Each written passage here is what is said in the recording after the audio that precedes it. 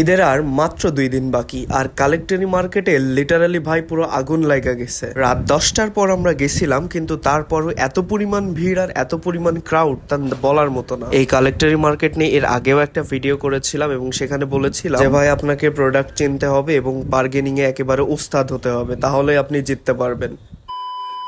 আসসালামু আলাইকুম এভরিওয়ান, আমি আকাশ আবরার চলে আসলাম নতুন আরেকটা ভিডিও নিয়ে। খুব বেশি শপিং এই বছর করা হবে না, কারণ ফোন কিনে আমার সব টাকা শেষ হয়ে গেছে। আমি সহ আমার ছোট ভাইদের কিছু কেনাকাটা বাকি ছিল, সেগুলোই কমপ্লিট করতে গিয়েছিলাম যশোর কালেক্টরি মার্কেটে। এবং ভাই লিটারালি যেয়ে দেখি এই রকম অবস্থা তা বলার মতো না। এত পরিমাণ ক্রাউড আর এত পরিমাণ ভিড়, যেখানে পা রাখার কোনো জায়গা নেই। আমরা পাঞ্জাবি কেনার উদ্দেশ্যে ঐতিহ্যতে ঢুকতেই পারিনি, মানে ঢুকে দাঁড়াই থেকে থেকে চলে আসছি কোনো রকম চাপাচাপি করে। আমার মনে হয় আপনি প্রোডাক্ট চিনলে অনেক ভালো কিছু প্রোডাক্ট কিনতে পারবেন এই মার্কেট থেকে, এবং অনেক কম প্রাইসে, যেগুলো শপিং মল থেকে কিনতে গেলে হয়তো আপনার আরো বেশি টাকা বা কস্ট পড়তে পারে।